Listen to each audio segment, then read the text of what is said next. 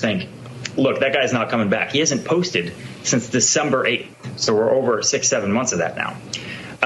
So they've looked for different strategies. They still have these forums. They still have these influencers who are trying to decode old Q posts, trying to decode what President Trump is still saying, from Mar-a-Lago or wherever he is. So instead of abandoning that, they have looked to people like Michael Flynn. And Michael Flynn has said, run for school board, run for local office. He said, get involved in the education of our children. And they've taken that quote and they've affixed it to the top of their forums. They've said, this is our next plan. This is the real plan. We need to, instead of just waiting around for stuff to happen, we need to take the bull by the horns, basically. And in some cases, it's working. These are elections where, 100-something votes can win.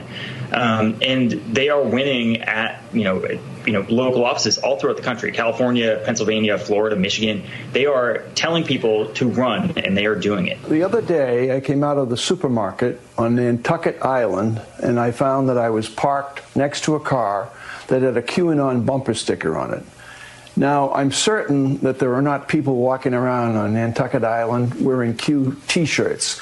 So in terms of the strength of the group, how much of the group now, and because of the way Q is going, the direction that Q is going in, how much of the group is basically more interested in culture ideas like race, what's taught in school, critical race theory, things like that? How much of the group is composed of that philosophy?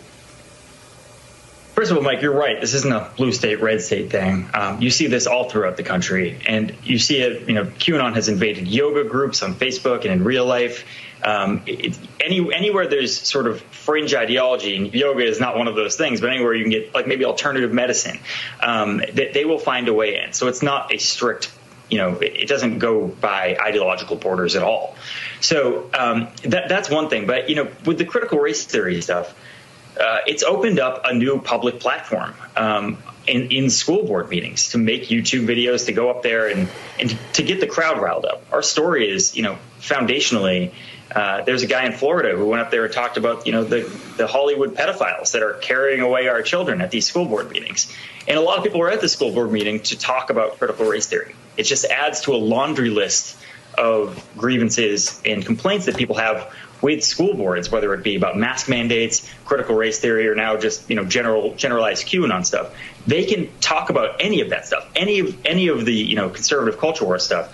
There's a podium for that at your local school board, and it'll get uploaded to YouTube afterwards. You can share it on your own Instagram page. That's where we're seeing this overlap.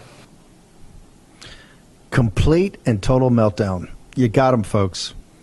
I think what the establishment fears most is an empowered populist nationalist movement. Absolutely fears it to the core of their being. It's in Nantucket, right? It's in Nantucket.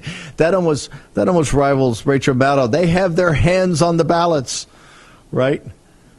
The Great Awakening leads to a great realignment. A great realignment leads to the governing of this nation in peace and prosperity, the sunlit uplands for 100 years. It is upon us. Why is it upon us? Action, action, action, human agency. What do they fear most? They fear an informed citizenry showing up at a school board, a city or town hall, or at the precinct committeeman. They fear your empowerment.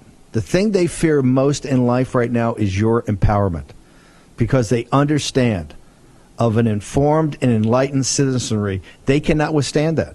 They can't withstand it. The whole apparatus will come down.